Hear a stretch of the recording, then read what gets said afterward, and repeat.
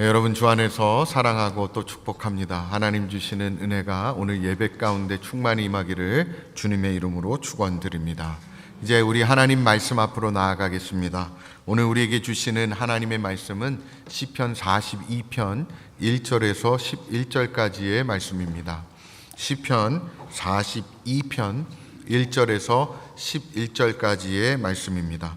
우리 한 절씩 교독하시고 마지막 11절 말씀은 한 목소리로 합독하도록 하겠습니다. 제가 1절 말씀 먼저 보겠습니다.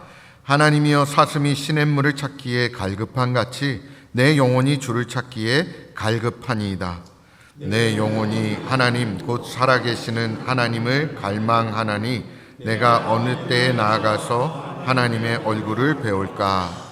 사람들이 종일 내게 하는 말이 내 하나님이 어디 있느뇨 하오니 내 눈물이 주야로 내 음식이 되었도다. 내가 전에 성의를 지키는 무리와 동행하여 기쁨과 감사의 소리를 내며 그들을 하나님의 집으로 인도하였더니 이제 이 일을 기억하고 내 마음이 상하는도다.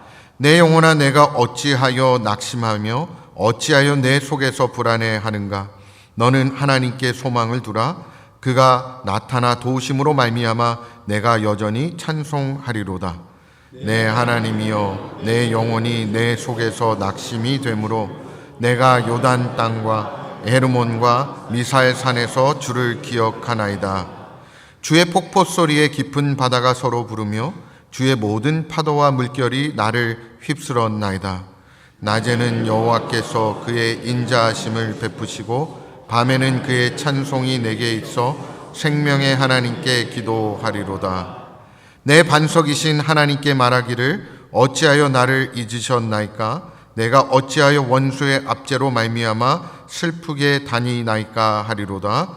내 뼈를 찌르는 칼같이 내 제적이 나를 비방하여 늘 내게 말하기를 내 하나님이 어디 있느냐 하도다. 11절 같이 봅니다. 내 영혼아 내가 어찌하여 낙심하며 어찌하여 내 속에서 불안해하는가. 너는 하나님께 소망을 두라. 나는 그가 나타나 도우심으로 말미암아 내 하나님을 여전히 찬송하리로다. 아멘. 오늘 저는 여러분들과 함께 사슴이 시냇물을 찾기에 갈급함 같이라는 제목으로 하나님 주시는 은혜를 함께 나누어 보고자 합니다. 오늘도 주님의 집에 함께 모여서 예배 드릴 수 있음이 얼마나 감사한 일입니까? 이 예배의 시간 속에서 예수 그리스도를 더 가까이 만나고 우리의 지친 영혼이 새 힘을 얻는 은혜를 누리기를 간절히 소망합니다. 오늘 함께 나눌 말씀은 시편 42편의 말씀입니다. 이 시는 고라 자손의 시로 알려져 있습니다. 여러분, 고라는 어떤 인물이죠? 고라는 한때 모세 그리고 아론에게 반역했어요. 하나님의 심판을 받았던 인물입니다. 놀랍게도 그의 자손들은 후에 하나님의 은혜로 회복되어서 성전에서 찬양을 맡는 사람들이 되었습니다. 심판받았던 가문이 예배하는 가문으로 반역의 후손이 하나님의 임재를 갈망하는 시편의 저자가 되었다라는 사실은요, 하나님의 은혜가 얼마나 크고 깊은지를 우리에게 너무나 잘 보여주고 있습니다. 영국의 고아의 아버지로 불린 조지 뮬러는요, 수천 명의 고아를 돌보면서 하나님께 의지해서 그 모든 필요를 공급받았던 신앙의 사람이었습니다. 어느 날 아침 고아원에서 아이들의 식사가 준비되지 못했습니다. 아이들은 이미 자리에 앉아 있었고요, 배는 고팠습니다. 그러나 뮬러는요, 평소처럼 아이들을 앉혀놓고 눈을 감고 하나님께 감사 기도를 드렸습니다. 하나님 아버지, 오늘도 우리의 필요를 아시고 채워주실 줄 믿습니다. 감사합니다. 기도를 마치자마자 고아원 문을 누군가 두드려줍니다. 바로 근처에서 우유를 배달하던 마차가 고장이 나서 우유를 버릴 수도 없고 그 우유를 고아원에 기증하겠다라는 소식이었습니다. 이어서 빵집 주인이 찾아와서 새벽에 빵을 굽다가 평소보다 더 많이 굽게 되어서 이 빵을 나누어 주고 싶다라면서 찾아왔습니다. 하나님은 갈급한 자의 기도를 외면하지 않으십니다. 오늘 시편 기자처럼 우리 영혼이 하나님을 향해서 갈급하고 또 믿음으로 기도할 때에 하나님은 반드시 우리 기도 가운데 응답해 주시는 줄 믿습니다. 시편 42편을 기록한 고라 자손의 시인은요, 지금 상황이 너무나 심각한 상태에 있었습니다. 깊은 고난 가운데 있었던 것이죠. 그러나 그는 그 고난 가운데서도 하나님을 사모하며 살아계신 하나님을 찾고 또 찾았습니다. 우리의 영혼이 살 길이 무엇인지 오늘 주신 말씀을 통해서 함께 생각해 보기를 원합니다. 첫 번째로요, 내 영혼이 살 길은 바로 갈급하게 주님을 찾는 것입니다. 1절 말씀 우리가 함께 읽어 보겠습니다. 하나님이여, 사슴이 시냇물을 찾기에 갈급함 같이 내 영혼이 주를 찾기에 갈급하니이다. 아멘. 시인은 자신의 영혼 상태를요, 목마른 사슴에 비유하고 있습니다. 우리는 여기서 한 가지 중요한 사실을 발견하게 됩니다.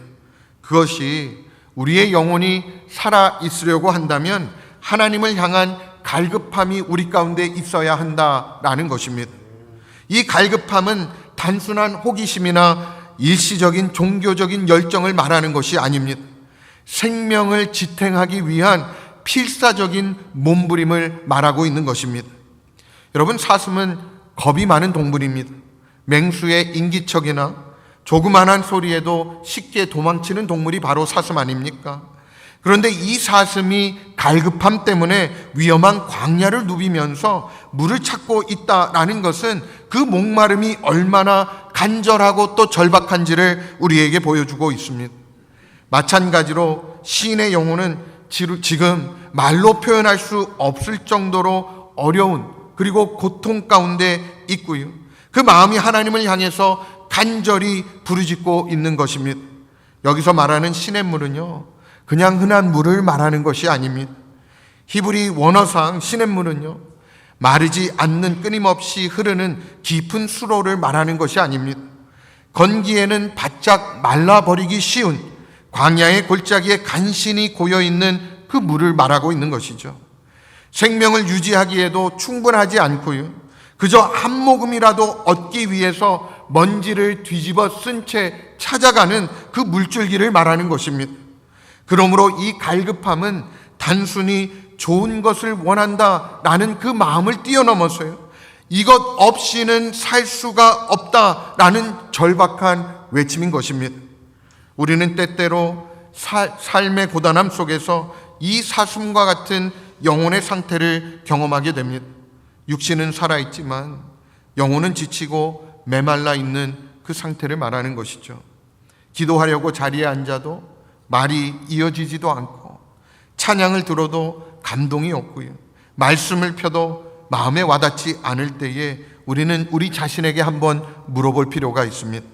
나는 지금 정말 하나님을 갈망하고 있는가? 여러분, 갈급함이라는 것은요, 필요함을 인식하는 것에서 시작되어집니다. 우리 영혼은 하나님의 임재 없이는 살아갈 수가 없습니다. 주님이 주시는 생명의 말씀 없이는 하루도 버틸 수 없는 것이죠. 그런데 우리가 이 사실을 망각하고 살아간다면 점점 우리는 갈급함을 느끼지 못하게 되는 것입니다. 하나님 없이도 그럭저럭 살아갈 수 있다라고 여기는 상태, 그것이 바로 영적으로 가장 위험한 때인 것입니다. 2절 말씀 우리가 함께 읽어보도록 하겠습니다. 내 영혼이 하나님 곧 살아계신 하나님을 갈망하나니 내가 어느 때에 나아가서 하나님의 얼굴을 배울까? 여러분, 여기서 중요한 표현이 있습니다. 그것은 바로요, 살아계신 하나님입니다. 시인은 우상을 섬기는 이방 민족의 신을 섬기기를 원하는 것이 아니고요, 실제로 지금도 살아계시고 역사하시는, 그리고 응답하시는 그 하나님, 나의 고통을 들으시고 내 삶 가운데 개입하시는 그 하나님을 간절히 찾고 있는 것입니다. 이 고백은 하나님과의 깊은 교제를 갈망하는 내면의 탄식입니다. 하나님의 임재를 경험하고 하나님의 얼굴을 다시 한번 대면하고 싶은 마음을 표현하고 있는 것입니다. 여러분, 우리 안에 하나님을 향한 갈급함을 회복하십시오. 내 영혼이 지금 무엇을 갈망하고 있는지 스스로 돌아보기를 원합니다. 혹시 세상의 것으로 채우려고 하다가 더 메말라진 것은 아닌지 우리의 삶을 들여다보기를 원합니다. 여러분, 매일 아침 말씀을 펼치기 전에 이렇게 한번 기도해 보시기 바랍니다. 주님, 오늘 제 영혼이 주님을 찾기에 갈급합니다. 하나님의 생명수로 내 심령을 채워 주시옵소서. 오늘 시편 기자처럼 이렇게 한번 고백해 보자는 것입니다. 하나님, 저는 목마릅니다. 주님이 아니면 안 됩니다. 주님이 아니면 살아갈 수가 없습니다. 주님의 말씀, 주님의 임재, 주님의 사랑이 아니라면 제 영혼은 살아갈 수가 없습니다. 이 고백이 있는 영혼은 반드시 다시 살아나게 될 줄 믿습니다. 주님은 그런 심령을 외면하지 않으십니다. 사슴이 물을 찾는 것처럼 갈급한 영혼은요, 하나님을 꼭 만나게 될 것입니다. 하나님께서 친히 생명수를 부어주시고 우리 심령에 채워주실 것을 믿습니다. 두 번째로요, 내 영혼이 살 길은요, 바로 주님을 기억하는 것입니다. 우리 6절 말씀 함께 읽어보도록 하겠습니다. 내 하나님이여, 내 영혼이 내 속에서 낙심이 되므로 내가 요단 땅과 헤르몬과 미사의 산에서 주를 기억하나이다. 아멘. 여러분, 이 말씀, 이 고백의 배경이 되는 것이 바로 3절 말씀입니다. 함께 읽어보겠습니다. 사람들이 종일 내게 하는 말이 내 하나님이 어디 있느냐 하오니 내 눈물이 주야로 내 음식이 되었도다. 여러분, 이 고백에서 보는 것처럼 외적인 조롱 그리고 내적인 고통이 끊임없이 이 시인을 흔들고 있는 것입니다. 지금 그는 더 이상 예루살렘 성전에 올라가서 하나님께 예배할 수 없는 상황에 놓이게 되었습니다. 하나님이 마치 멀리 계신 것처럼 느껴지고요, 자신은 버림받은 듯한 깊은 어두움 속에 있는 것입니다. 그런데 놀라운 사실은요, 시인은 바로 그 낙심의 자리에서 하나님을 기억하고 있다라는 것입니다. 그가 처해 있는 지역 요단 땅과 헤르몬 그리고 미살산은요, 성전에서 멀리 떨어져 있는 북쪽에 위치해 있습니다. 외적으로 보면 예배할 수 없는 자리, 하나님의 임재가 멀리만 느껴지는 그런 자리입니다. 그러나 시인은 그곳에서 하나님의 이름을 기억하고 있는 것입니다. 여러분, 신앙생활을 하다 보면 이런 시기를 맞을 때가 있지 않습니까? 몸은 교회에 와 있는데 마음은 무너져 있고요, 예배는 드리고 있지만 하나님의 임재는 느껴지지 않고, 말씀을 듣고 있지만 마음 한편이 여전히 불안하고 허전합니다. 바로 그때 우리는 주님께서 베풀어 주신 그 은혜의 기억을 붙잡아야 하는 것입니다. 기억은 여러분, 우리의 신앙의 뿌리와 같은 것입니다. 기억은 정체성을 회복하게 합니다. 내가 누구인지, 하나님이 누구신지, 주님께서 나를 어떻게 인도해 주셨는지를 기억해낸다면 우리는 다시 믿음 위에 설 수 있는 은혜를 누리게 될 것입니다. 여러분, 시인은 은혜의 장소들을 떠올리죠. 요단강은요, 이스라엘 백성들이 하나님의 인도하심을 받아서 가나안 땅으로 들어간 장소, 바로 요단강입니다. 헤르몬 산은요, 이슬이 내리고 하나님의 복이 임하는 땅으로 여겨진 곳입니다. 미사엘 산은 작은 산이지만 그 역시 하나님이 함께 하셨던 장소로 기억되었습니다. 시인은 이 은혜의 장소들을 마음에 떠올리면서 지금은 멀어졌지만 하나님은 여전히 나와 함께 하고 계신다는 사실을 고백하고 있는 것입니다. 여러분, 이처럼 기억은요, 하나님의 성실하심을 다시 한번 확인하는 통로가 되어집니다. 우리는 언제 인격적으로 주님을 만났습니까? 언제 기도 가운데 하나님 주시는 응답을 경험해 보셨습니까? 언제 찬양을 통해 눈물을 흘리며 회복의 은혜를 누렸습니까? 여러분, 그런 순간들을 다시 한번 기억해 보시기 바랍니다. 그 기억이요, 지금 내 안에 있는 낙심을 밀어내고요, 다시 하나님을 향한 신뢰를 세우는 기초가 되어질 줄 믿습니다. 여러분, 이스라엘 백성은 광야를 지나가면서 하나님께서 자신들에게 베풀어 주신 은혜를 기억하기 위해서 돌비를 세워 나갔습니다. 요단강을 건널 때에도 12개의 돌을 세워서 자손들에게 말하게 했습니다. 이것은 하나님께서 우리를 어떻게 인도하여 주셨는지를 보여주는 증거다. 여러분, 우리에게도 그런 영적인 기념비들이 있어야 합니다.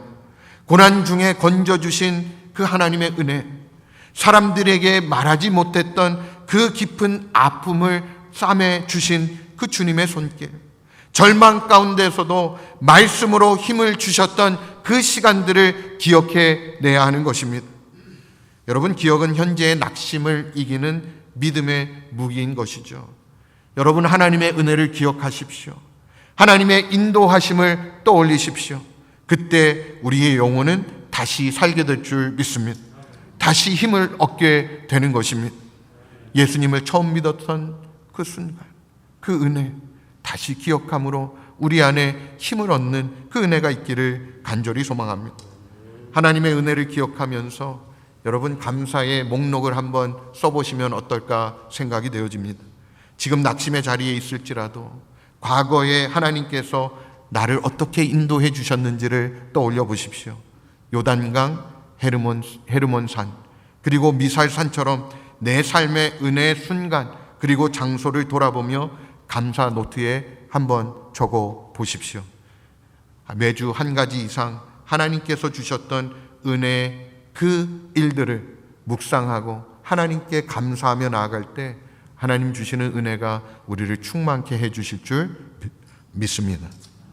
마지막 세 번째로요, 내 영혼이 살 길은 바로 주님께 기도하는 것입니다. 9절 말씀 우리가 함께 읽어보겠습니다. 내 반석이신 하나님께 말하기를 어찌하여 나를 잊으셨나이까? 내가 어찌하여 원수의 압제로 말미암아 슬프게 다니나이까 하리로다. 아멘. 여러분, 이 시인은요, 하나님을 내 반석이라고 부르고 있습니다. 반석은 흔들리지 않는 견고한 바위, 피할 수 있는 안전한 곳을 의미합니다.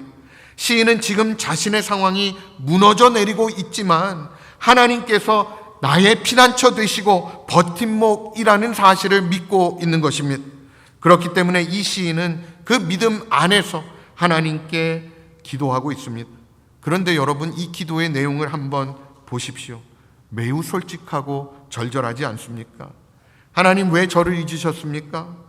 왜 제 삶에는 여전히 고난이 끝나지 않습니까? 왜 이렇게 슬픔 가운데 나는 걸어가야 합니까? 시인의 이 기도는요, 우리에게 큰 위로가 되는 것입니다. 왜냐하면 우리는 종종 하나님께 정직하게 기도하는 법을 잊기 때문입니다. 믿음이 있다면 늘 담대해야 되고요, 감정은 감춰야 한다라고 생각하기 쉽습니다. 그러나 여러분, 성경은 그렇게 말하지 않습니다. 오히려 시편은 우리가 믿음의 사람이라고 한다면 더욱 정직하게 하나님 앞에 나아가야 한다라고 가르쳐주고 있습니다. 시인은 자신의 감정을 숨기지 아니하고 그 아픔을 가감없이 하나님께 아뢰고 있는 것을 우리는 보게 됩니다. 여러분, 신앙생활 하면서요, 가장 위험한 상태는 고난이 많은 상태가 아닙니다. 기도가 멈춘 상태가 가장 위험한 상태입니다. 낙심은 찾아올 수 있습니다. 기도가 막힐 수도 있죠. 그럴 때일수록 우리는 하나님 앞에 더욱더 부르짖어야 하는 것입니다. 시인처럼 눈물로 기도하고요, 하나님을 붙드는 것이 살아있는 영혼의 반응인 것입니다. 기도는 무엇을 해결해 달라라는 요청만이 아닙니다. 기도는 다시 한번 하나님을 기억하게 하는 것이고 하나님 앞에 나를 정직하게 세우는 자리인 것입니다. 그리고 무엇보다도 그 기도는요, 다시 하나님께 소망을 두는 결정이고 또 고백인 것입니다. 여러분, 시인은 이어서 11절에 이렇게 고백하고 있습니다. 함께 읽어보도록 하겠습니다. 내 영혼아, 내가 어찌하여 낙심하며 어찌하여 내 속에서 불안해하는가? 너는 하나님께 소망을 두라. 나는 그가 나타나 도우심으로 말미암아 내 하나님을 여전히 찬송하리로다. 아멘. 여러분, 여기에서 시인은요, 자신이 낙심하고 있다라는 것을 인정하면서도요, 거기에 머무르지 아니하고 자기의 영혼을 격려하고 일으켜 세우는 것을 보게 됩니다. 너는 하나님께 소망을 두라. 나는 여전히 하나님을 찬송할 것이다. 여러분, 이 말씀은요, 시편 42편에서 가장 중요한 핵심 구절입니다. 5절과 11절 보면 동일한 구절 쓰여 있죠. 반복되는 이 구절은요, 이 시의 흐름을 지배하는 믿음의 선언인 것입니다. 현실은 바뀌지 않았습니다. 상황은 여전히 고통스럽고요, 원수들의 소리는 계속해서 들립니다. 그러나 시인의 시선은 이제 현실이 아니고요, 하나님의 성실하심으로 향하고 있다라는 것입니다. 그리고 그는 믿음으로 고백합니다. 하나님은 나를 도와주실 것이고 나는 다시 하나님을 찬송할 것이다. 여러분, 이 고백이 우리의 기도가 되기를 간절히 소망합니다. 하나님께서는 낙심한 자의 기도를 외면하지 않으십니다. 슬픔 속에서 흐느끼는 자의 목소리를 외면하지 않으시는 것입니다. 하나님은 우리와 동행해 주시고 우리가 기도할 때마다 우리의 심령에 새 힘을 불어 넣어주시는 분이십니다. 우리가 기억해야 할 것은 기도는요, 상황을 즉시 바꾸는 마법이 아니고요, 우리의 마음을 하나님께로 붙드는 줄이라는 사실입니다. 우리가 기도할 때 즉시 상황이 변하지 않을 수 있지만 우리의 마음은 하나님의 손에 붙들리게 되어지는 줄 믿습니다. 그리고 언젠가 그 기도는 반드시 하나님의 뜻대로 열매 맺게 될 것입니다. 여러분, 우리의 삶에도 해결되지 않은 문제, 무거운 짐들이 있지 않습니까? 사람들에게 말할 수 없는 염려와 두려움, 우리의 마음을 누르고 있지는 않습니까? 그렇다면 우리는 시편 기자처럼 정직하게 주님 앞에 나아가야 합니다. 주님, 제가 너무 지쳤습니다. 왜 이런 고난이 계속되어야 합니까? 하지만 그 끝에 이 시편 기자처럼 이렇게 고백해 보십시오. 하나님, 그렇지만 그럼에도 불구하고 나는 하나님께 소망을 둡니다. 하나님은 나의 반석이시고 나의 구원이십니다. 주님은 우리의 낙심한 심령을 회복시키시고 다시 찬송하게 하실 줄 믿습니다. 기도는 영혼의 숨쉬기 아닙니까? 기도가 이어질 때 우리의 영혼은 다시 살아나게 될 줄 믿습니다. 하나님은 우리의 눈물과 고민, 두려움조차도 기도로 받으시는 분이십니다. 하나님, 왜 저를 잊으셨습니까? 라는 질문조차 우리 주님은 외면하지 않으신다는 것이죠. 하나님 앞에 있는 그대로의 마음을 드러내십시오. 낙심될수록 여러분, 우리는 기도의 자리에 나아가야 하는 것입니다. 여러분, 정기적인 침묵 그리고 기도의 시간을 만들어 보시기 바랍니다. 시편 42편은요, 외침이면서도 동시에 고요한 내면의 대화입니다. 바쁜 일상 속이라도 매일 10분이지만 짧은 시간이라도 조용히 하나님 앞에 머무르며 기도해 보시기 바랍니다. 갈급한 영혼은 잠잠한 자리에 임하시는 그 하나님을 반드시 만나게 될 줄 믿습니다. 공산주의 치하에 루마니아에서 복음을 전했다는 이유로 14년 동안 감옥에 갇혔던 리차드 범브란트 목사님의 실화입니다. 감옥은 지하 깊숙한 곳에 있었고요, 하루 종일 빛도 없이 고문과 굶주림에 시달리는 끔찍한 장소였습니다. 하루는 그가 지독한 고문을 당한 뒤에 피투성이가 된 채로 독방에 내동댕이 쳐졌습니다. 그리고 바로 그곳에서 그는 조용히 찬송을 부르기 시작했습니다. 주 예수보다 더 귀한 것은 없네. 이 세상 부귀와 바꿀 수 없네. 여러분, 지하 감옥이었지만 그 노래는 천상의 고백이 되었고요, 다른 방의 죄수들이 그 노래를 함께 부르며 하나님 앞에 기도하기 시작했습니다. 훗날 범브란트 목사님은 이렇게 고백했습니다. 그 감옥에서 나는 세상에서 누구보다 더 하나님과 가까웠고 하나님을 갈망했고 하나님의 임재를 경험했습니다. 사랑하는 성도 여러분, 우리의 삶이 때로는 그 영혼이 메마르고 낙심 그리고 슬픔 속에 하나님 멀게만 느껴질 때가 있습니다. 그러나 시편 42편은요, 그럴 때일수록 우리가 무엇을 해야 하는지를 분명하게 보여주고 있습니다. 하나님을 갈급하게 찾고 하나님의 은혜를 기억하면서 정직하게 하나님 앞에 기도하는 것, 그것이 바로 우리의 영혼이 사는 길인 줄 믿습니다. 지금 이 시간 주님을 향한 그 갈망을 다시 회복하고 기억의 은혜를 붙들며 하나님께 기도함으로 영혼의 생기를 회복하는 그런 오늘 주일이 되기를 주님의 이름으로 축원드립니다.